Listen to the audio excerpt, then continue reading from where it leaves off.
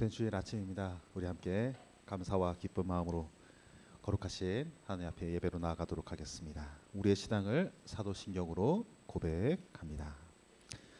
전능하사 천지를 만드신 하나님 아버지를 내가 믿사오며 그 외아들 우리 주 예수 그리스도를 믿사오니 이는 성령으로 잉태하사 동정녀 마리아에게 나시고 본디오 빌라도에게 고난을 받으사 십자가에 못 박혀 죽으시고 장사한 지 사흘 만에 죽은 자 가운데서 다시 살아나시며 하늘에 오르사 전능하신 하나님 우편에 앉아 계시다가 저리로서 산 자와 죽은 자를 심판하러 오시리라. 성령을 믿사오며 거룩한 공회와 성도가 서로 교통하는 것과 죄를 사하여 주시는 것과 몸이 다시 사는 것과 영원히 사는 것을 믿사옵나이다. 아멘. 교동문 104번입니다. 교동문 104번.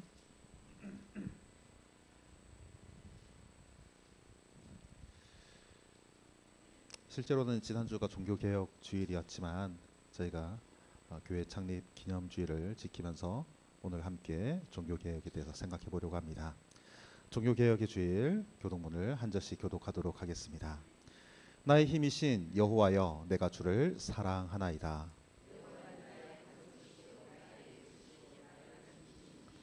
나의 하나님이시오 내가 그 안에 피할 나의 바위시오 나의 방패시오. 예수께서 이르시되 오히려 하나님의 말씀을 듣고 지키는 자가 복이 있느니라 하시니라. 이 복음은 모든 믿는 자에게 구원을 주시는 하나님의 능력이 됨이라. 복음에는 하나님의 의가 나타나서 믿음으로 믿음에 이르게 하나니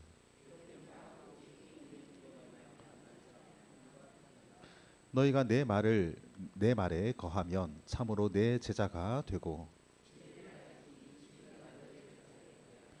우리 주 예수 그리스도로 말미암아 우리에게 승리를 주시는 하나님께 감사하노니 항상 주의 일에 더욱 힘쓰는 자들이 되라. 아멘. 찬송가 585장입니다.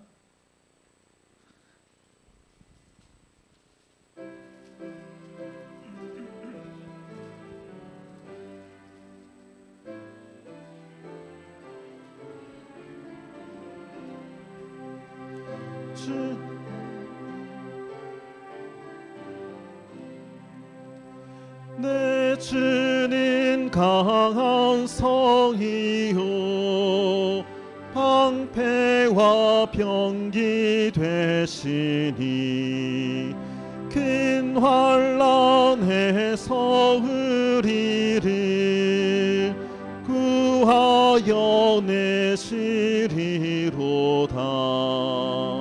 옛 원수 마귀는 이때도 힘을 써 모략과 권세로 무기를 삼으니 천하에 누가 당하랴.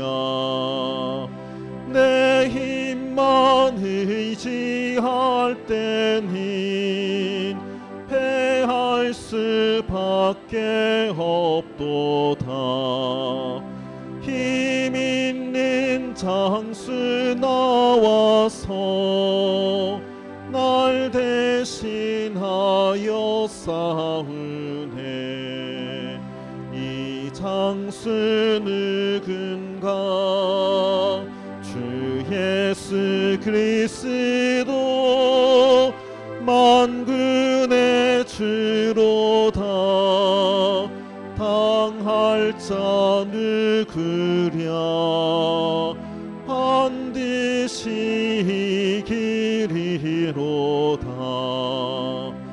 이 땅에 마귀들 끌어 우리를 삼키려 하나 바꿔라. 진리로 이기리로다.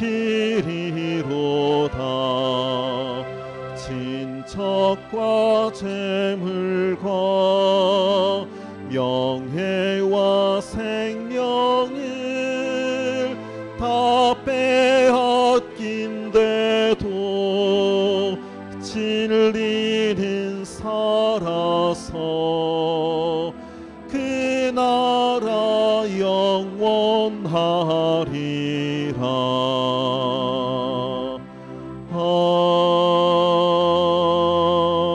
아멘.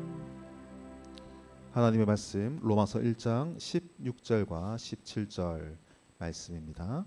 시장성경 239면 시장성경 239면 로마서 1장 16절과 17절 말씀입니다. 네, 찾으신 말씀 우리 함께 한 목소리로 봉독하겠습니다. 내가 복음을 부끄러워하지 아니하노니 이 복음은 모든 믿는 자에게 구원을 주시는 하나님의 능력이 됨이라. 먼저는 유대인에게요 그리고 헬라인에게로다. 복음에는 하나님의 의가 나타나서 믿음으로 믿음에 이르게 하나니 기록된 바 오직 의인은 믿음으로 말미암아 살리라 함과 같으니라. 아멘. 함께 기도하시겠습니다. 사랑의 하나님, 한 주간도 하나님 은혜 가운데 살게 하시고 오늘도 복되고 귀한 날을 허락해 주셔서 하나님 아버지께 예배할 수 있게 하심에 감사드립니다. 지난 한 주간을 되돌아볼 때 하나님의 은혜로 살았지만 우리의 연약함과 무지함 때문에 하나님의 영광을 위한 삶이 아닌 우리의 유익을 위해 열심히 했던 모습들을 이 시간 하나님 앞에 고백하며 회개합니다. 우리의 입술에서 나오는 모든 말들이 하나님을 찬양하기를 원하며 모든 사람을 살리며 세워가는 입술이 되길 원합니다. 그래서 우리가 순전하고 신령한 주의 인자하심을 사모하고 주님이 원하시는 교회가 되길 간절히 원합니다. 하나님, 이 시간 차세대 동역팀을 그리고 청년들을 위해 기도합니다. 연약함 중에 우리 주님이 함께하여 주시고 믿음 안에서 바르게 성장하여 믿음의 계보를 이어가는 데 부족함이 없게 하여 주시옵소서. 또한 그리스도를 삶의 주인으로 고백하며 그리스도 안에서 주신 사명을 잘 감당하게 하며 성장해 갈 수 있도록 하여 주시옵소서. 하나님, 각 기관과 보이지 않는 곳에서 헌신하는 지체들을 기억하여 주시고 모든 헌신이 나의 자랑이 되지 않게 하시고 오직 하나님께 영광이 되는 헌신이 되게 하여 주시옵소서. 그리고 서로 협력하여 귀한 동역자들로 서로를 세워가는 모습 속에서 하나님의 기쁨이 되길 원합니다. 이 시간 말씀을 선포하실 담임 목사님께도 크신 은혜와 능력을 더하여 주시고 말씀이 잘 선포되어질 수 있도록 늘 지혜를 허락하여 주시옵소서. 그리고 듣는 저희들에게는 말씀을 깊이 마음에 깊이 새기게 하시며 삶 속에서 실천함으로 열매 맺는 믿음 성장을 허락하여 주시옵소서. 하나님, 우리가 드리는 예배가 형식이 되지 않게 하시고 마음을 다해 진정으로 드리는 예배가 되게 하여 주시옵소서. 이 모든 말씀 진리요 생명이신 예수 그리스도 이름으로 기도합니다. 아멘.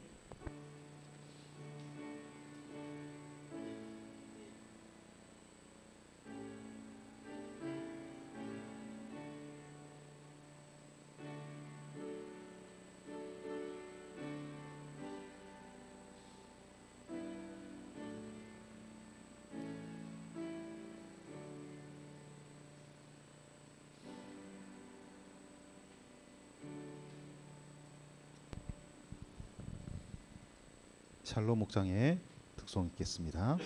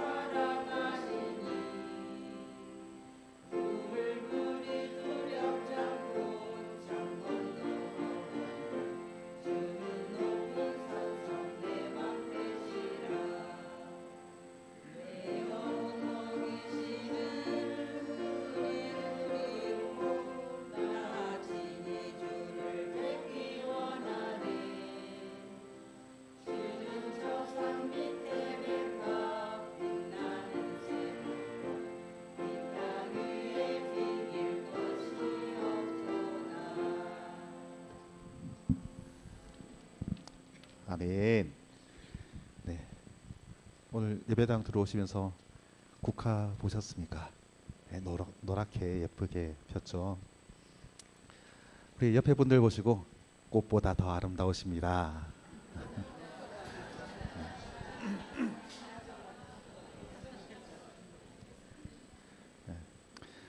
어디 꽃을 갖다가 비교하겠습니까? 그렇죠? 우리 옆에 있는 성도분들이 훨씬 더 아름답고 귀한 줄 믿습니다. 저희가 지난주는 창립 주일로서 함께 축하하고 또 감사하는 주일을 보내었고, 정통적으로는 10월 마지막 주간을 종교개혁 주일로 지킵니다. 다만 이제 한 주가 지났지만 우리가 살펴보아야 할 종교개혁의 정신과 또 우리 신앙의 원리가 있어서 11월 첫 주에 함께 살펴보고자 합니다. 이 종교개혁이라고 하는 것은 아마 이름은 익숙하실 겁니다. 마틴 루터가 1517년에 비텐베르크 대학의 교회 정문에다가 75개조 반박문을 내걸면서 시작이 되었습니다.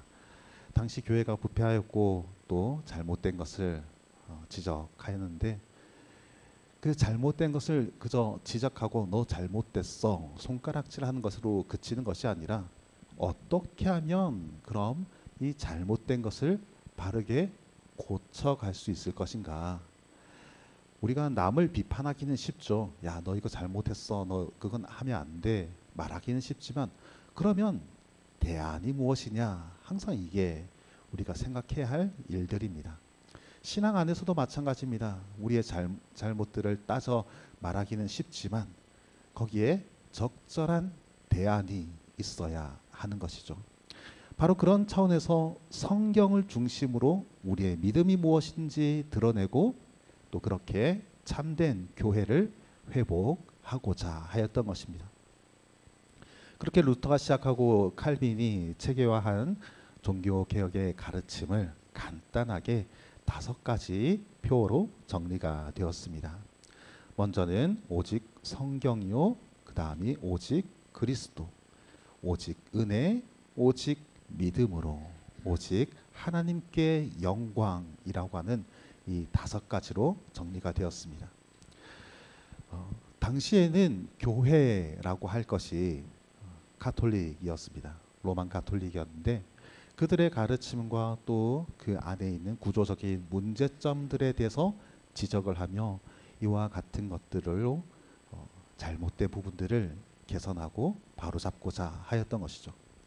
그럼 지금 우리는 이라고 물어볼 때 우리의 모습 속에도 그 당시에 가톨릭 교회가 가지고 있던 문제점들이 남아 있더라. 그리고 분명히 이것들을 제거한 것 같았는데 또 어느 순간 우리 속에 들어와서 자리 잡고 있더라 하는 것들이 발견되어집니다. 분명히 이건 아니다라고 해서 몰아냈는데 시간이 지나면서 교회 안에 어느 순간 들어와서는 터줏대감 역할을 하고 있습니다. 그렇기 때문에 우리가 다시금 이 종교개혁의 원리를 되새기며 그 교훈을 따라서 우리의 믿음을 점검하고 참된 교회로 함께 회복하여 이루어 가야 하겠습니다. 그 첫 번째가 오직 성경입니다. 성경이 우리의 유일하고 최종적인 권위를 가지고 있다. 그렇게 고백하죠. 하나님께서는 하나님의 백성들에게 항상 성경을 통해서 말씀을 하십니다. 그 방식이 예나 지금이 다르지 않습니다. 지금도 여전히 하나님은 성경 말씀을 통해서 우리에게 말씀을 하십니다. 다르게 표현하면 성경 말씀이 아닌 다른 수단으로 우리에게 말씀을 걸어오는가? 물론 아주 예외적으로 아주 특별한 경우에 은혜로의 방편으로서 다른 방법들을 사용하시기는 하지만 일반적이고 보편적이고 일상적인 방식 안에서 하나님은 항상 우리에게 성경을 통하여 말씀을 하십니다. 그리고 우리가 가지고 있는 이 성경에는 오류가 전혀 없습니다. 우리가 오류가 없다라고 하는 것은 저도 사람인지라 말씀을 전하고 설교하는 가운데 실수할 수 있고 잘못할 수 있고 또한 저의 말 속에는 오류가 있을 수도 있습니다. 그러나 본질적인 하나님의 말씀에는 오류가 없다 하는 것을 우리가 믿지요. 뿐만 아니라 이 말씀이 잘못됨이 하나 없는 한 점 오해가 없고 오류가 없는 이 말씀이 우리가 하나님을 믿고 또한 살아가기에 필요할 뿐만 아니라 또한 충분하다라는 차원입니다. 내가 하나님을 믿고 살아가는 데 있어서 말씀 외에 다른 것들이 더 필요하겠는가? 그렇지 않다는 말입니다. 말씀이면 충분하고 말씀으로서 충분히 하나님께 나아갈 수 있고 말씀 안에서 우리가 얻는 구원에 대한 진리도 충분히 얻을 수가 있습니다.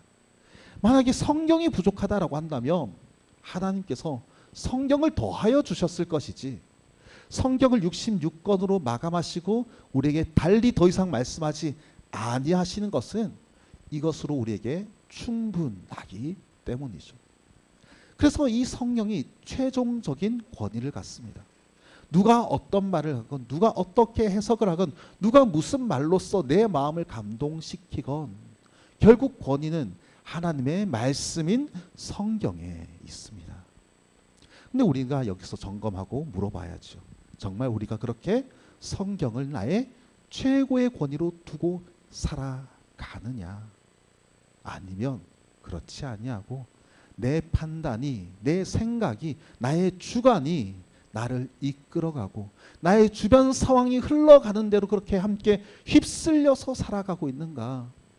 성경이 나를 주장하는지 아니면 다른 것들이 나를 주장하는지 스스로 질문해 보아야 합니다.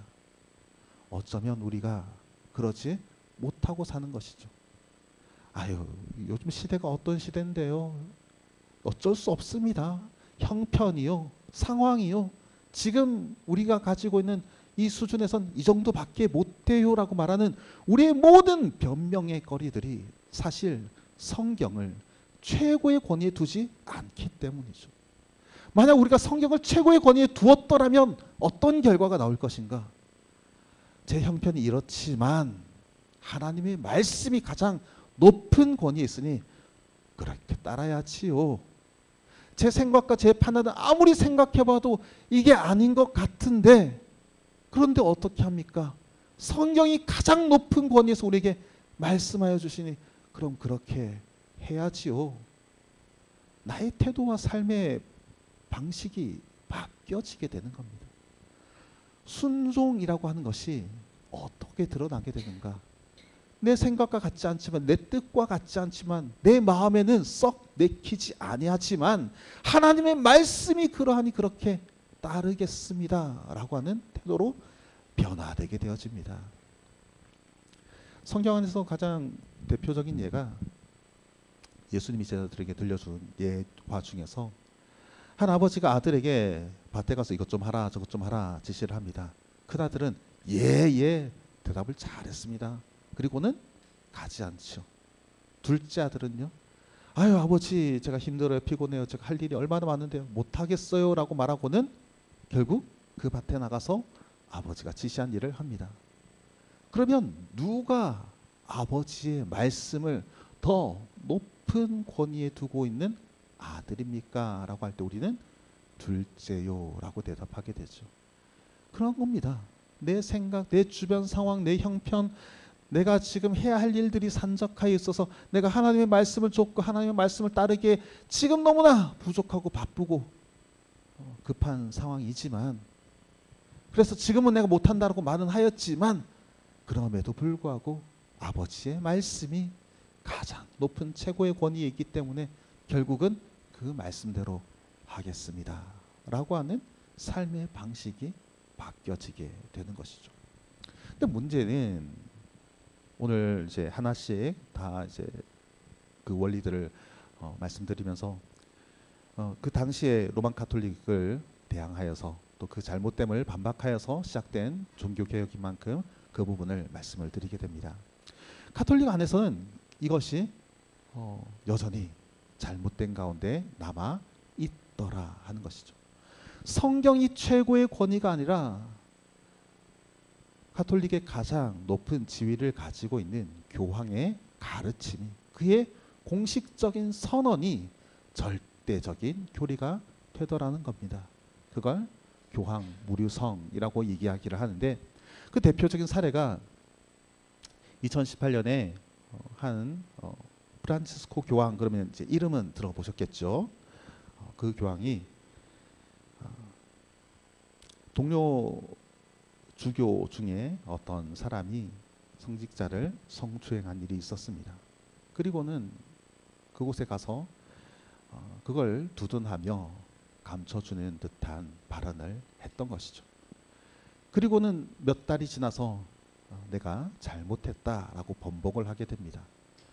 그의 말에서 드러났듯이 이미 한 차례 잘못을 하였고 그 잘못을 본인도 인지하여 번복하였습니다.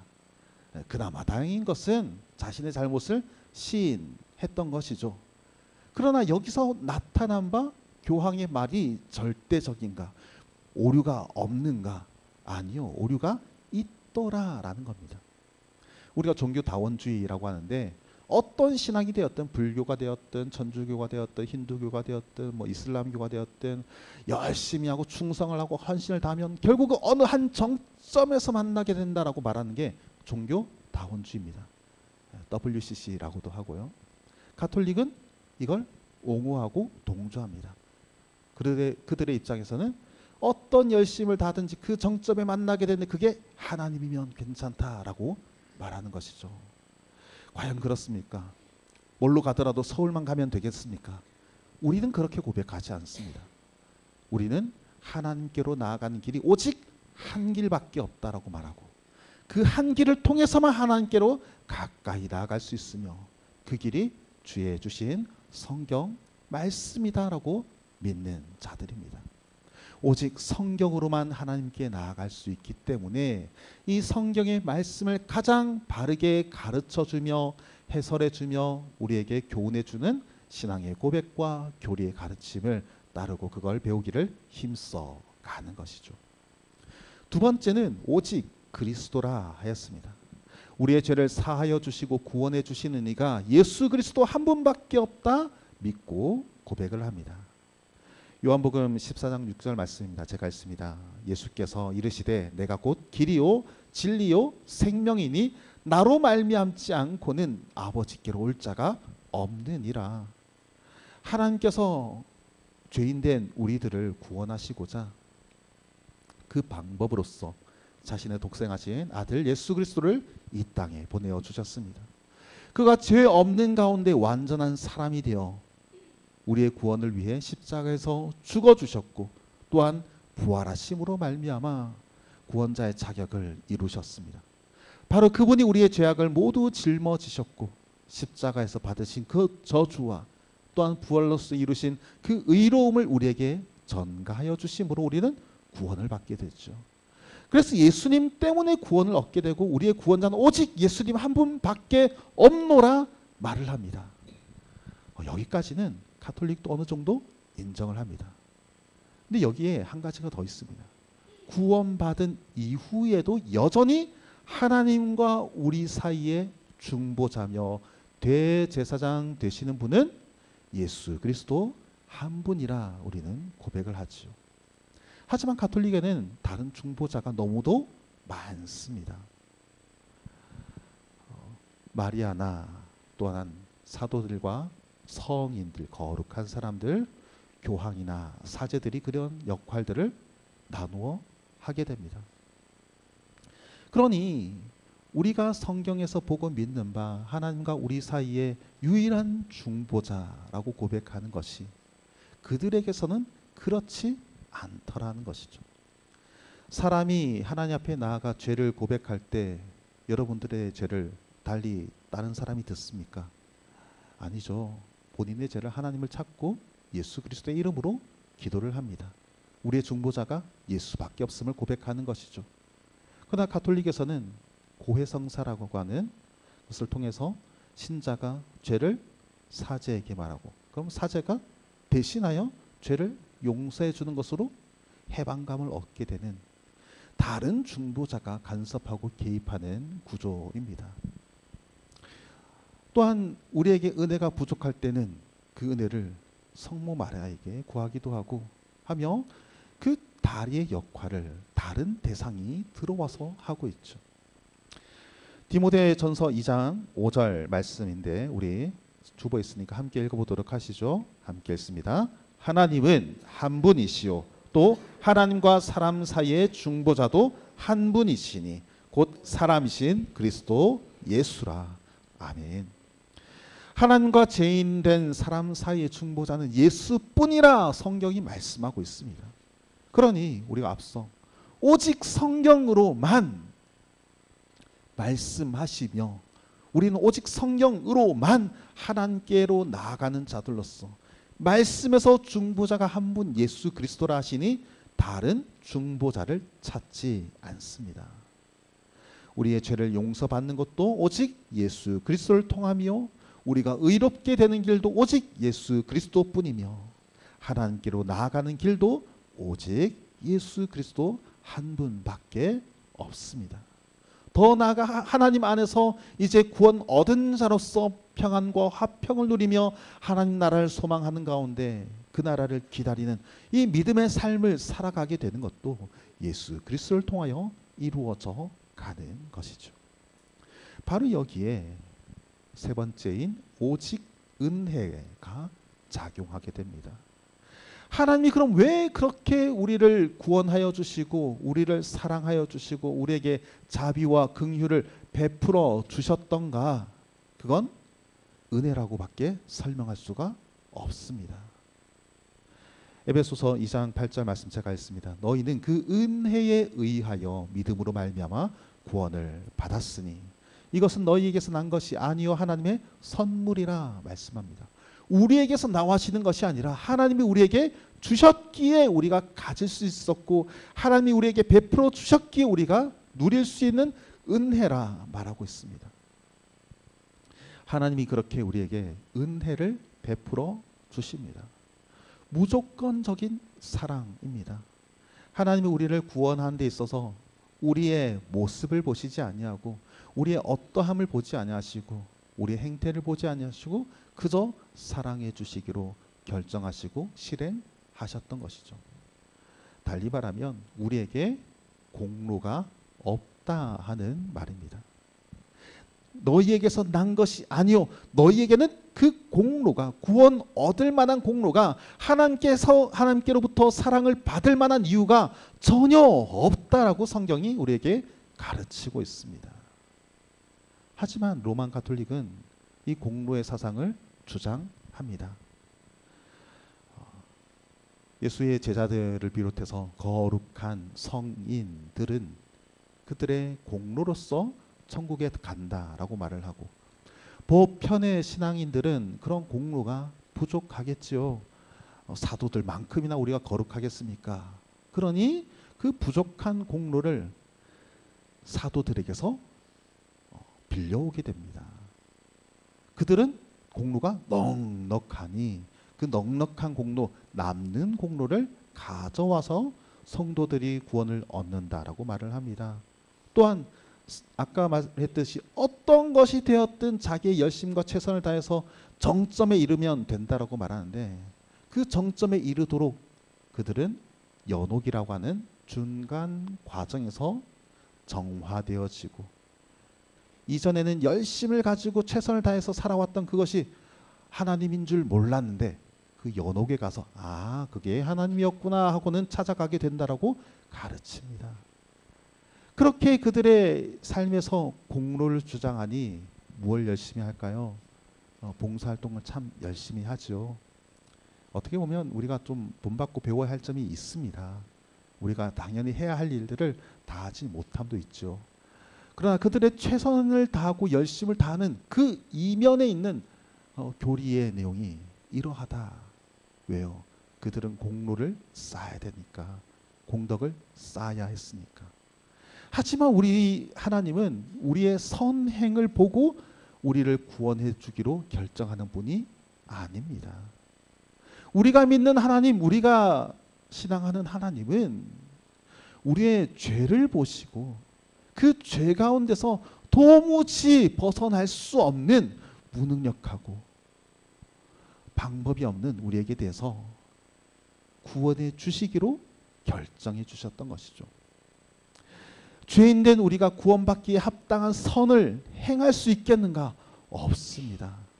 아무리 깨끗한 옷을 입어도 하나님이 보실 때는 거기에 온갖 오염된 것들이, 죄된 것들이 발견되는 것이죠.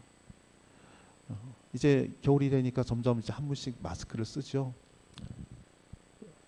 공기를 필터를 거쳐서 좀 더 깨끗하고 좋은 공기를 마시고 병균들을 막아내려고 우리가 마스크를 착용합니다마는 이게 완전히 가려집니까? 그렇지가 않습니다. 어떻게든 병균은 또 들어와서 나를 아프게 하고 병들게 하지요. 마찬가지입니다. 사람이라고 하는 존재는 제 아무리 노력을 하고 제 아무리 힘을 쓰고 아무리 의롭게 되고 아무리 깨끗하게 되고자 하나 그것으로 자신을 건져내고 구원할 만큼 의롭게 되지 못한다는 말입니다. 그런 차원에서 우리의 무능함을 말하죠. 전혀 하지 못한다. 착한 행동을 전혀 할 수 없다는 말이 아니라 우리가 구원 얻기에 부족하다는 말입니다. 그 부족이 너무도 한없이 부족하여 무능하다라고 말을 하는 것이죠.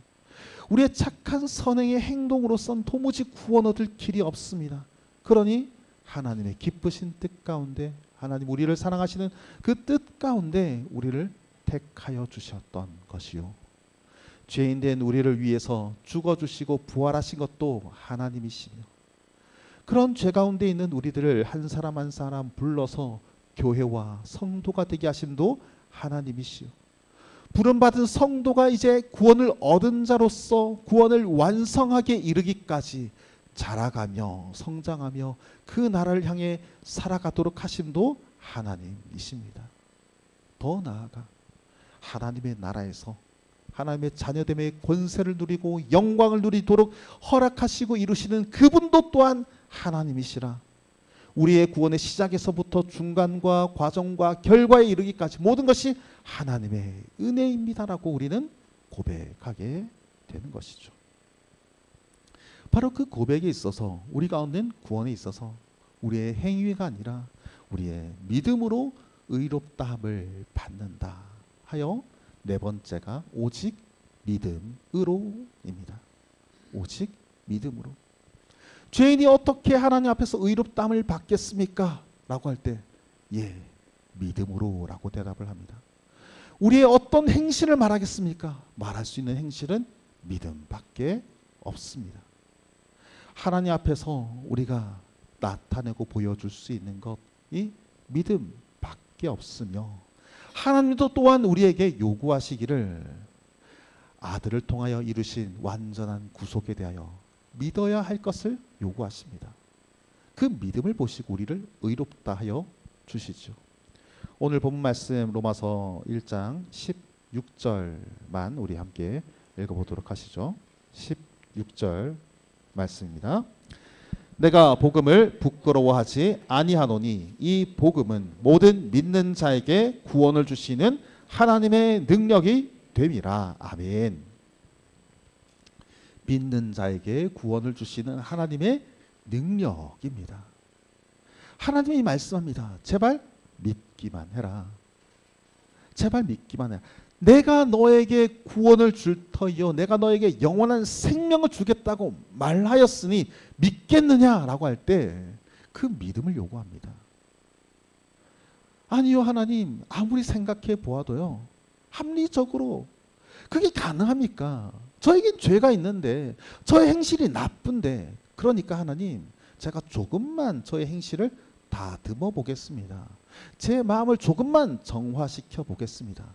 저의 더러운 것들 조금만 씻어내고 하나님 앞에 나아가 보도록 하겠습니다. 그게 좀 더 합리적이지 않겠습니까? 라고 말할 때 이게 뭡니까? 불신앙입니다. 하나님은 아니다. 너는 죄인이니까 나밖에 방법이 없으니까 그러니 내가 너를 깨끗하게 할 줄을 믿어라. 너의 완전한 죄에 대해서 내가 완전한 의로움으로 바꾸어 줄 터이니 나의 행할 능력을 온전히 신뢰하고 믿겠느냐라고 물어볼 때 아멘 하는 것이 참된 믿음인 것이죠. 그러나 앞서도 말했듯이 로만 가톨릭의 공로를 주장하였듯 의롭다고 칭함을 받는 것이 아니라 실제로 의롭게 된다라고 가르칩니다. 그래서 의롭게 살아가야 하고 의를 행함으로 또한 자신의 공덕이 쌓인다라고 말을 하죠. 그러나 우리는 그렇게 받아들이지 않습니다. 여러분의 삶은 얼마나 바뀌었습니까? 예, 물론 바뀌었죠. 믿기 이전과 믿음 이후에 분명한 변화가 있습니다. 그러면 변화된 이후로 여러분은 완전한 의로움으로 살아가고 계십니까? 아니죠. 그 말이 뭐냐면 의롭게 되어져 가는 과정에 있습니다. 우리가 이것을 성화라고 하죠. 그렇게 완전하게 의롭게 되는 것은 언제입니까? 라고 묻는다면 새하늘과 새 땅에서입니다. 그 나라에서, 하나님의 나라에서 우리는 완전히 의롭게 되어진 상태, 이걸 영화라고 합니다. 그 상태로 되어질 것을 바라보며 이 땅에서는 거룩을 향해, 의로움을 향해 나아가는 과정에 있습니다. 그래서 믿음과 행함이 연결되어 있지만 구별되어야 한다라고 가르칩니다. 분명히 믿음은 행함을 이끌어냅니다. 그러나 이것이 동일하다 말하지 아니하고 믿음이 행함을 이끌도록 늘 우리의 믿음을 주장하고 행함이 부족한 것에 대해서 믿음을 의심하는 것이 아니라 아직 성화의 부족함을 따라서 온전한 성화로 나아가도록 다시금 하나님께 은혜를 구하는 자들입니다. 그래서 우리를 의롭다 하여 주시는 공로가 오직 예수 그리스도 뿐이요 믿음으로 말미암아 더욱 의롭게 되는 것이며 나날이 우리는 믿음을 고백하여 그 의의 모습을 향해 나아가게 되는 것이죠. 여기에 우리가 주로 오해하는 바가 있는데 우리의 죄에 대하여서 주의 공로를 예수 그리스도의 피 흘리심의 은혜를 힘입어 의롭게 되어진다라고 하며 주의 은혜가 우리를 덮는다라고 표현을 하죠. 그래서 우리의 죄를 가려 주십니다. 그러면 어떻게 되는가? 눈 가리고 아웅하게 됩니다. 앞에 컵이 있죠. 제가 이렇게 하면 보이세요? 히히히 하고 웃어야 되는데 제가 뭐냐면 죄가 여전히 남아있죠. 죄가 그대로 있습니다. 가려주심에 대한 이해를 우리가 잘못 판단하고 오해하는 부분이 있어서 말씀을 드립니다. 우리의 죄가 여전히 남아있죠. 근데 나의 의지나 나의 노력이나 나의 힘써 이것을 바꿔 가시는 것이 아니라 우리가 믿는 바는 이것이 이미 바뀌어졌음을 믿습니다. 그리스도의 흘리신 보혈의 피와 그의 죽으심이 나의 죄에 대한 본질을 다 해결하셨습니다. 그리고 죄로 말미암아 짊어져야 할 책임에까지 예수께서 담당하셨습니다. 그렇다고 하면 이제 이게 없어야죠. 근데 왜 남아있나요? 라고 할 때 우리의 본성이 그리고 우리의 환경이 여전히 죄 가운데 있기 때문에 여기서 순결하고 순전하고 의롭게 된 상태로 우리가 살아갈 수 있는 존재들이 아니라 그걸 이제 싸워내고 견뎌내고 그렇게 치열하게 살아가며 성화를 이루어가게 되는 것이죠. 그 과정에서 다시금 예수 그리스도께 의존하게 되어집니다. 그가 나에게 하신 일들을 신뢰합니다. 나의 모습을 보면서 왜 내가 또 실수하였을까? 왜 내가 또 죄를 범하였을까? 왜 내가 또 하나님의 뜻대로 말씀대로 실행하지 못하고 행하지 못했을까를 실망하고 낙담하는 자들이 아니라 그런 것까지도 하나님께서 예수 그리스도를 통하여 다 용서하시고 다 해결하신 줄 믿고 그 약속을 신뢰하기 때문에 의지하여 다시금 믿음 가운데로 나아가려 애쓰는 것이죠. 그렇게 애쓰고자 할 때 성령이 우리 안에서 도움을 주십니다. 하나님 안에서 살아가도록, 그리스도를 의지하도록, 그가 흘리신 보혈의 피를 바라보며 십자가를 향해서 나아가도록 성령께서 우리 안에서 역사하시며 도와주시는 것이요, 그렇게 나타나지는 결과로서 때로 선한 열매가 맺어지죠. 우리 속에서도 의로움이 나타나지죠. 매번 실패하다가도 그래도 한두 번씩 하나님 보시기에 하나님 정말 이건 잘하지 않습니까? 라고 할 만한 것들이 나의 삶에서 나타날 때가 있습니다. 감격이 되죠. 그 열매를 보면서 우리는 생각합니다. 구원의 확신과 성령의 도우심과 그렇게 내 안에 주신 믿음의 능력이 발현되고 나타나진 것으로 우리의 신앙의 삶을 살아가게 되는 것이죠. 그러니 어떻게 하겠습니까? 나의 능력과 나의 힘과 나의 의지가 아니라 하나님의 은혜인 줄 알기 때문에 다시금 하나님께 감사하게 되어지고 하나님을 찬양하게 되고 그것이 하나님께로 영광을 돌리게 되어집니다. 그래서 다섯 번째가 오직 하나님께 영광입니다.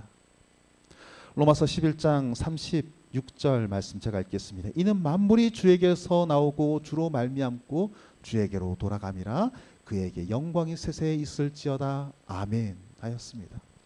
하나님은 참으로 영광을 받기에 합당하신 분이십니다. 그리고 또한 우리는 그렇게 하나님께 영광을 돌리기 위해서, 하나님을 영화롭게 하기 위해서 창조함을 입은 자요 하나님의 영광을 위한 피조물입니다. 여러분들에게도 핸드폰이 있고 여러 가지 기기들이 있겠지만 결국은 그 모든 수익은 이걸 제조한 업체가 가져가죠.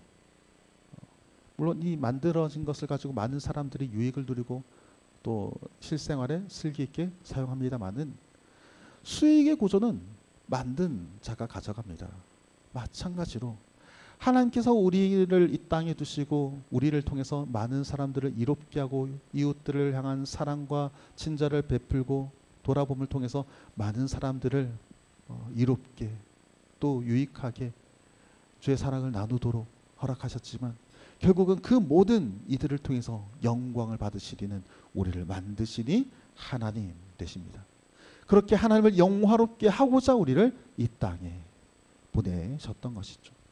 그래서 우리가 본 바 교회를 참되게 하는 원리, 성경과 오직 그리스도와 오직 은혜와 오직 믿음이라고 하는 이 네 가지를 열심히 또는 최선을 다해서 이것을 진심으로 받아들이게 되어지면 결과는 하나님을 영화롭게 하는 길로 나아가게 되어 있습니다. 성경을 우리 판단의 최종적인 근거로 두었습니다. 그러니 누가 영광을 받겠습니까? 이 성경의 말씀을 우리에게 주신 하나님의 영광을 받으시죠. 내 생각과 내 의견과 내 판단을 따라서 좋은 결실이 나왔다라고 한다면 내 영광이 되겠지만 하나님의 말씀을 따른 것이요 우리의 믿음의 삶의 기준이 하나님의 말씀인 까닭에 하나님의 영광을 받으십니다. 또한 우리의 구원을 위하여서도 또한 구원 얻은 자에 이어지는 복된 삶에 대하여서도 중보자가 오직 예수 그리스도 한 분밖에 없으시니 누구에게 감사를 하시겠습니까? 당연히 예수님께 감사하게 되는 것이요 예수님의 은혜를 찬양하는 것이요 그분을 이 땅 가운데 보내신 하나님을 영화롭게 하는 것으로 결부되어지죠. 그렇게 주를 고백하며 하나님께 영광을 돌리며 나의 선행으로 이루어진 결과가 아니라 나의 공덕으로 이루어진 구원이 아니요 오직 은혜로서 구원받았음에 대해서 내가 이룬 것이 아니기에 하나님의 선물인 줄 알아 하나님께 감사하게 되어지고 하나님을 찬양하게 되어지고 또 다시금 하나님께 영광을 돌리게 되어집니다.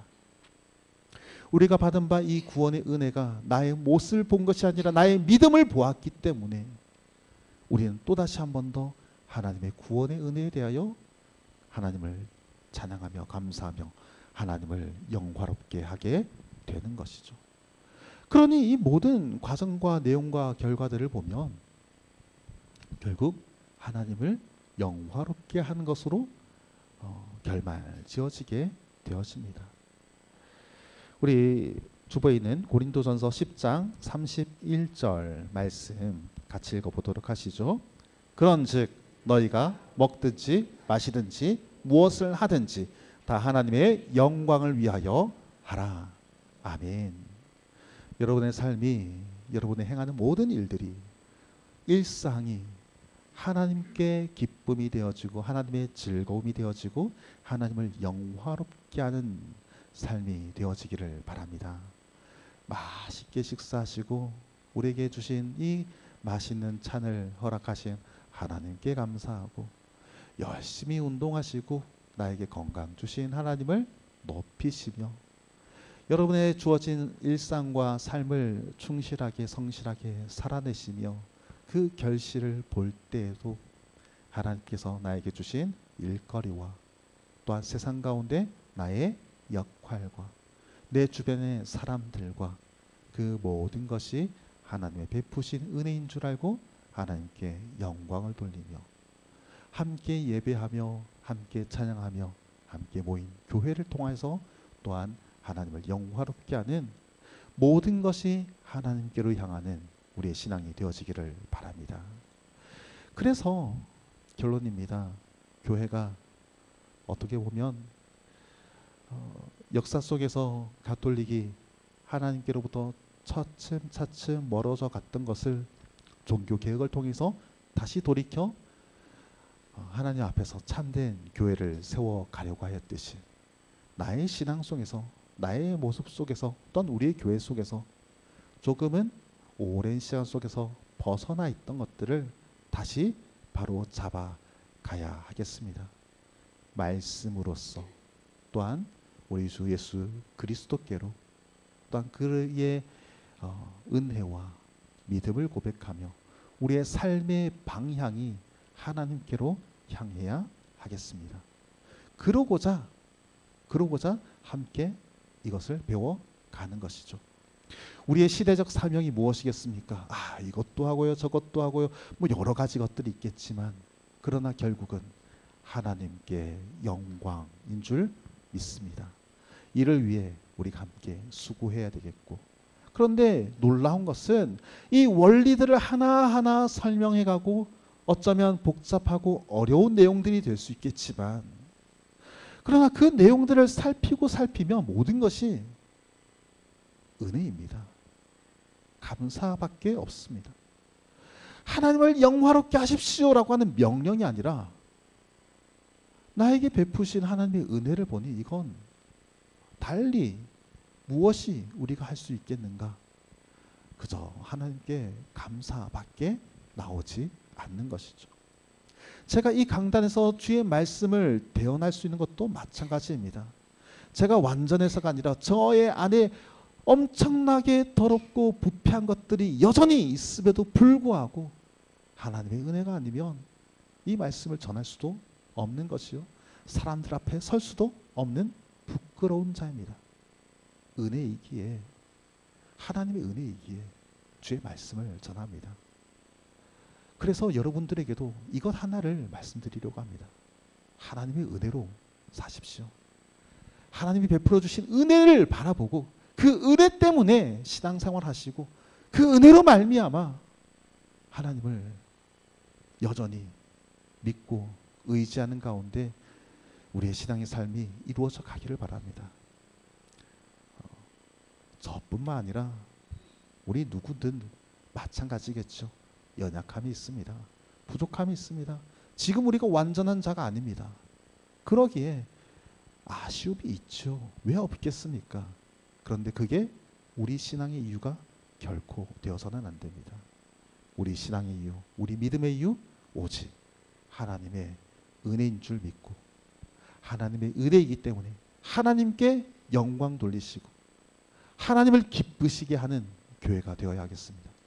이 교회를 통해서 누군가가 사람이 기쁨을 누리고 사람이 만족을 누리고 사람을 위해서가 아니라 하나님을 영화롭게 하는 것, 하나님을 기쁘시게 하는 것.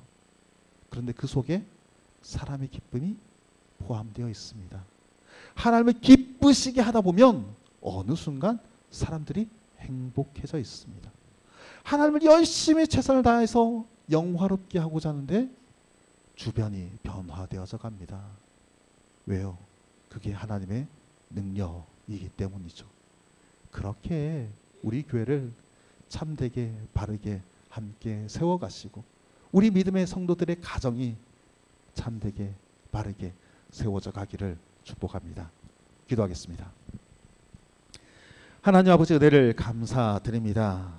주께서 교회를 바르게 하시며 또한 교회를 주의 말씀 가운데 세우시며 다시금 그리스도와 그의 은혜 앞에 나아가게 하심 감사드립니다. 종교개혁의 가르침을 되새겨 보았사오니 그 원리를 따라 우리 교회를 세워가며 또한 우리 속에 남아있었던 어느 순간 들어왔던 우리의 잘못된 오해와 생각들이 깨우쳐지고 회개되어지고 바른 주의 말씀의 기준과 가치와 또한 권위를 따라 교회와 우리의 삶을 세워가게 하여 주옵소서. 이 모든 것이 하나님의 은혜로 말미암았사오니 주여 주의 교회를 통해서 하나님이 영광을 받으시고 우리의 삶을 통해서 하나님을 영화롭게 하는 성도의 믿음의 삶이 되게 하여 주옵소서. 감사드리며 예수님의 이름으로 기도드립니다. 아멘.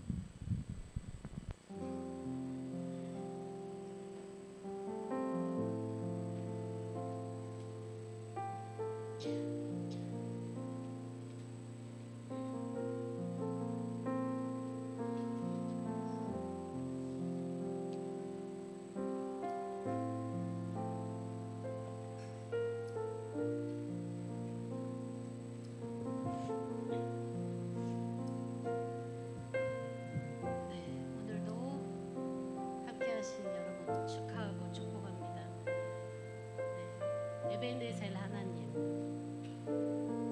네, 에베네셀 뜻 다 알고 계시죠? 네, 에베네셀 이스라엘이 블레셋하고 이렇게 전투하면서 이겼습니다. 이겨가지고 돌을 세우고 그 의미를 여호와께서 여기까지 우리를 도우셨다. 지금까지 이렇게 된 것은 주님의 도우심이다. 라는 것을 고백하면서 돌을 세워놓고 그런 의미를 부여하고 성경에도 나와 있습니다. 에베네셀 하나님, 아멘. 다시 한번 에베네셀 하나님, 아멘. 우리를 여기까지 도우셨고 지금 모습에 감사드릴 수도 있고 지금 모습이 힘들 수도 있지만 어쨌거나 가장 좋은 것을 나에게 이루실 하나님이시니까 과정이라 생각하시고 잘 이겨내시고 승리하시기 바랍니다. 함께 찬양하겠습니다. 에베네셀 하나님.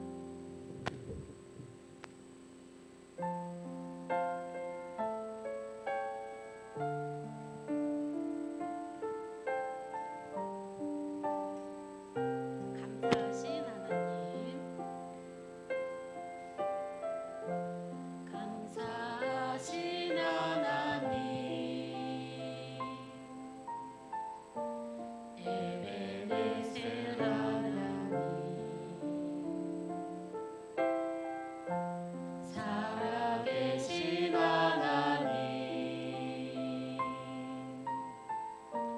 에베네셀. 다시 고백하시죠. 감사하신 하나님. 감사하신 하나님. 에베네셀 하나님. 에베네셀 하나님. 살아계신 하나님. 에베네셀 하나님.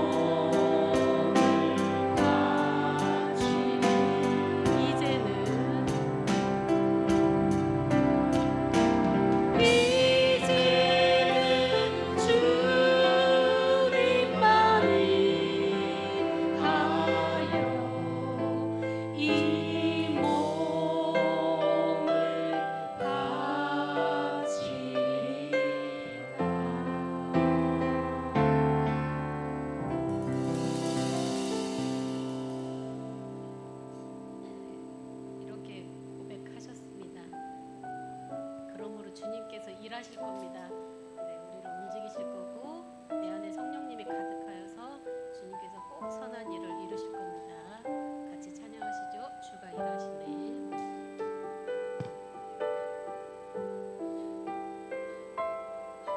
날이 저물어 갈 때 힘들에서 걸을 때 그때가 하나님의 때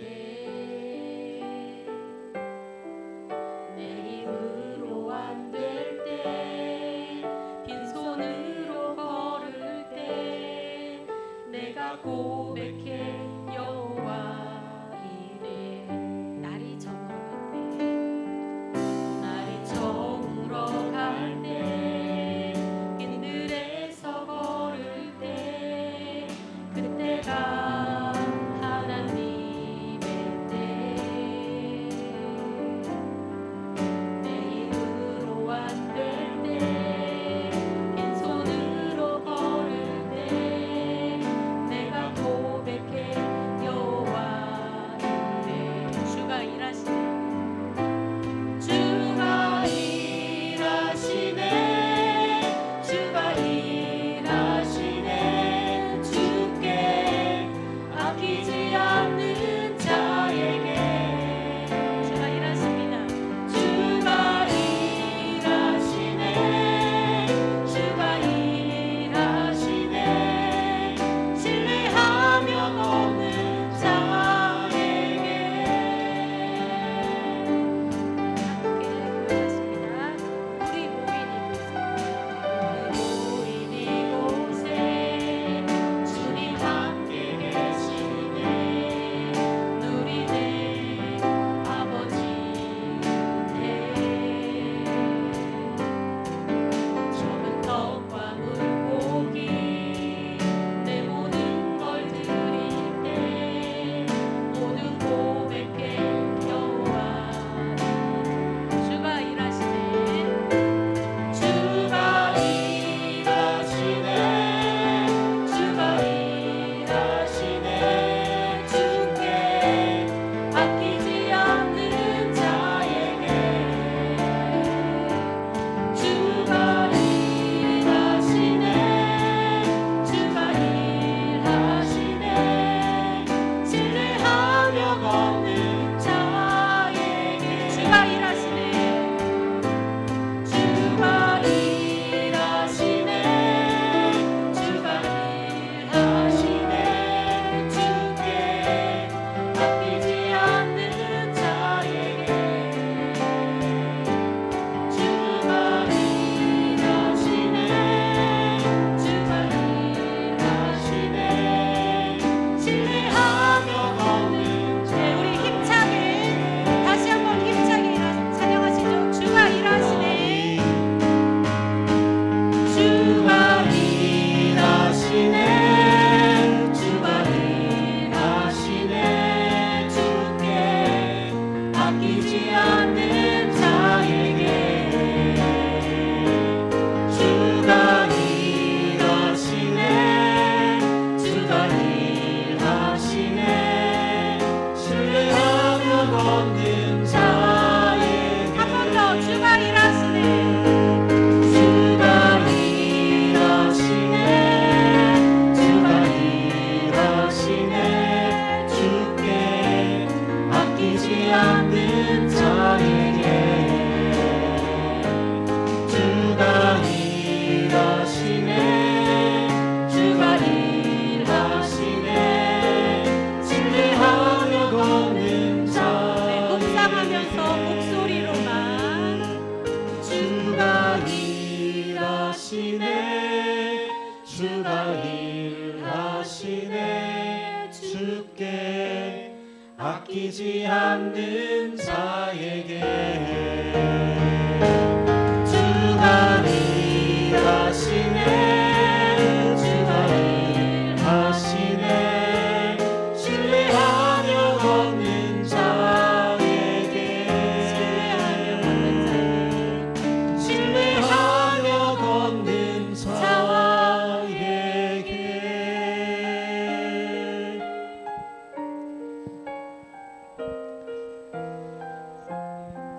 교회와 우리 신앙을 바르게 세워가는 것은 주의 말씀으로부터인 줄 믿습니다. 주의 말씀이 우리의 최종적이고 유일한 권위가 되어야 합니다.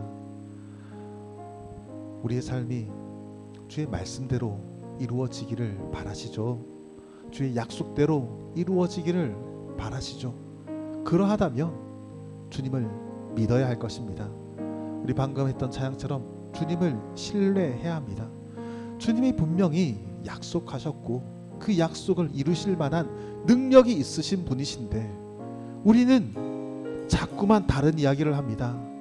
나의 형편을 말하고 주변 상황을 말하고 지금 이 시대를 말합니다.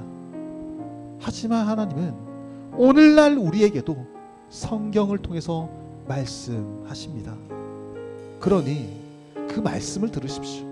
그 말씀을 따르십시오. 주의 말씀대로 순종하십시오. 우리의 최종적인 권위를 인정하는 것뿐만 아니라 그 말씀을 따르는 우리의 삶이 되도록 우리 시간 함께 기도하도록 하시죠. 주여, 나의 생각이 앞지르지 아니하도록, 나의 판단이 앞지르지 아니하도록, 나의 주변 사람들과 주변 상황들과 이 시대가 이렇다 저렇다 하여서 하나님의 말씀을 등져버리는 것이 아니라 주의 말씀이 나의 삶을 주장하도록, 주의 말씀이 나를 이끌도록, 주의 말씀대로 살아가도록 우리 함께 기도합니다. 아버지 하나님, 주의 말씀대로 살아가는 우리의 삶이 되게 없어서 주의 말씀대로 순종하는 우리의 신앙이 되게 하여 주시옵소서. 우리에게 너무나 많은 변명이 있습니다. 너무나 많은 핑계가 있습니다. 아버지 하나님의 말씀을 따르지 못할 숱한 이유가 있습니다. 하지만 주님, 그러나 그 모든 것들보다 주의 말씀의 권위가 높아 주의 말씀의 권위를 따라 주의 말씀의 가르침을 좇아 주의 말씀대로 살고자 합니다.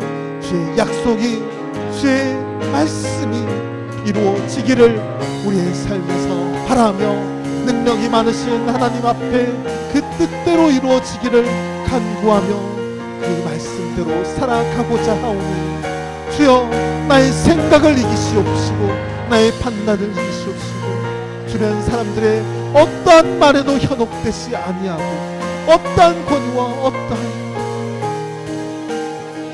우리의 이유가 되지 아니함을 고백하며 오직 하나님의 말씀을 따르는 자 되게 하옵소서. 주의 말씀을 최고로 두는 주의 교회가 되게 하여 주옵소서. 주의 말씀대로 살아가는 주의 복된 믿음의 가정들이 되게 하여 주시옵소서. 우리의 삶의 모든 순간순간이 주의 말씀의 지배를 받게 하옵시고 주의 말씀이 이루어지는 하나님의 나라를 살아가며 그 나라의 통치자이시오 권세자이시오 우리를 다스리시는 하나님을 따르며 살아가게 하옵소서. 결국 우리에게 말씀해 주신 신앙의 원리를 따르게 되어지면 우리에게 복잡한 것을 요구하는 것이 아니라 오히려 은혜를 가르쳐 주고 있습니다. 우리 보고 공로를 쌓으라 말하지 아니하고 우리의 행실을 말하지 아니하시고 은혜를 말씀하고 있습니다. 그저 은혜뿐입니다. 그 은혜 앞에 감사하는 것이 더 복된 믿음의 삶이요, 그래서 하나님께 영광을 돌리는 것이죠.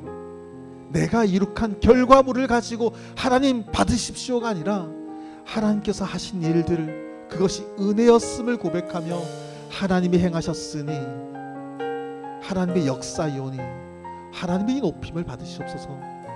우리의 삶의 태도와 방식이 바뀌어지기를 바랍니다. 우리 한 번 더 기도할 때 주님이 일하십니다. 주님이 역사합니다. 주님의 은혜입니다. 주님이 영광을 받으셔야 합니다. 우리 그렇게 기도합시다. 아버지 하나님, 주께서 일하십니다. 주의 능력이고 주의 은혜이고 주가 우리를 긍휼히 여기신 까닭이며 주가 행하신 대로 우리의 삶에 역사여 나타났사오니 아버지 하나님께 감사드리며 아버지 하나님을 찬양하며 주님을 높이는 교회 되게 없어서 주가 행하신 일들을 당하여 주님의 영광을 높여드리는 교회, 주의 행하신 구원의 은혜를 생각하며 나를 돌아보지 아니하시고 나를 살피지 아니하시고 나의 죄된 것을 그저 불쌍히 여겨 나의 모든 죄의 문제를 해결하시고 나를 위해 행하신 그리스도의 크신 사랑도 은혜요, 그 시작에서부터 이루어져간 과정도 은혜이며 결과도 은혜이오니 하나님의 행하신 일들 앞에 하나님을 찬양하는 교회, 하나님을 높여드리는 교회, 하나님을 영화롭게 하는 우리 믿음의 성도들이 되게 하여 주시옵소서. 그렇게 살겠습니다. 그렇게 신앙하겠습니다. 그렇게 우리의 삶을 이루어가겠습니다. 같이 아버지 하나님을 따르겠습니다. 주님의 은혜를 주장하겠습니다.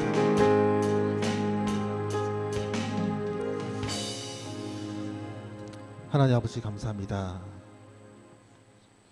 주님의 은혜입니다. 그래서 주님을 찬양합니다. 주께 감사합니다. 주님께 예배드리며 주님을 영화롭게 하고자 합니다.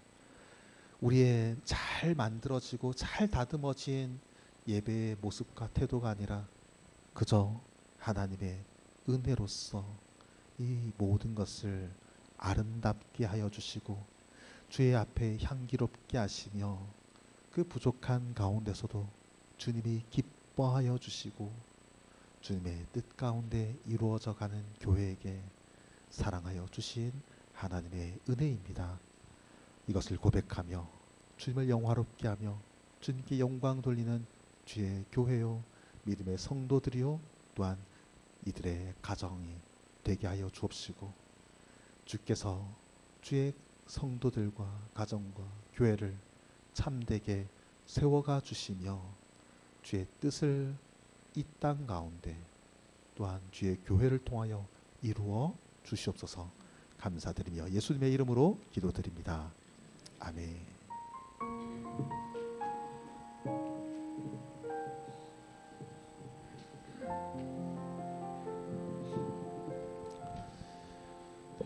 일곱 가정이 10의 1조를 드렸습니다. 생일을 감사합니다. 기도하겠습니다. 하나님 아버지 은혜를 감사드립니다. 모든 것이 은혜였습니다. 그 시작에서부터 하나님의 은혜였고 또한 이렇게 이루어진 결실도 하나님의 은혜인 줄 알아 하나님께 드립니다. 형편을 따지고 상황을 따지고 또한 여러 가지 것들 세상에 되어져 가는 것들을 보면 전혀 말씀대로 살아가는 것이 너무도 어렵고 맞지 않는 일들 같지만 그러나 주의 말씀이 최종적인 권위인 줄 알아 주의 말씀대로 행하는 믿음의 성도들의 삶에 역사하옵시고 그 생명을 더욱 아름답게 하여 주옵소서. 이 주일에도 주님 앞에 나와 예물을 드리며 주님을 영광되게 하는 모든 손길들마다 주께서 기쁘게 받아주시고 그 한 생명 한 생명을 주께서 아름답게 다듬어 가시며 주의 행하시는 가운데 우리가 이루어져 가는 성화의 과정 속에서도 하나님의 은혜를 찬양하며 주님을 영화롭게 하며 또한 우리의 삶에 역사하시는 하나님을 의지하고 신뢰하고 따르는 믿음의 삶이 되게 하여 주옵소서. 감사드리며 예수님의 이름으로 기도드립니다. 아멘. 교회 소식 전해드립니다. 11월 셋째 주가 추수감사 주일입니다. 우리 기관별 감사 찬양제가 준비되고 있으니 함께 기관별로 친교하시고 또 귀한 찬양을 준비해 주시기 바랍니다. 또 감사절에 세례 입교식이 있습니다. 신청하실 분들 신청해 주시기 바라고, 지난 주간에 김보선 성도와 이유나 집사님의 가정에 슬픔이 있었기에 함께 관고합니다. 위로해 주시고 또 가정에 하나님의 은혜를 기도해 주시기 바랍니다. 주보 뒷면에 보시면 좀 긴 광고가 있습니다. 주일학교에서 광고를 해달라 하여서 전합니다. 달란트 시장이 열립니다. 우리 아이들이 정성껏 모은 달란트로 즐겁게 사고 파는 모습들 함께 보시면서 은혜와 즐거움을 나눌 수 있게 되기를 바라고, 가벼운 마음으로 오시고 뭐 이렇게 싸들고 오라는 광고 절대 아닙니다.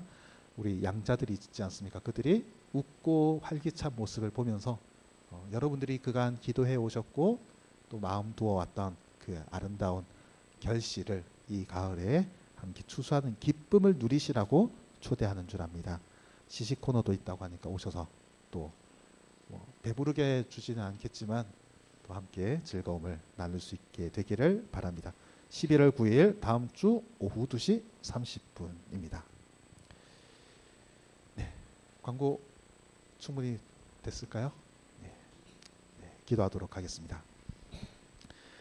지금은 우리 주 예수 그리스도의 은혜와 하나님의 크신 사랑과 성령의 교통하심이 교회를 참되게 하고자 개혁가들이 주창하였던 그 5가지 원리로서 우리 개인의 믿음의 삶과 가정과 교회를 다시금 참되게 세워가고자 하는 믿음의 성도들의 머리 위에 이제로부터 영원토록 함께 있을지어다.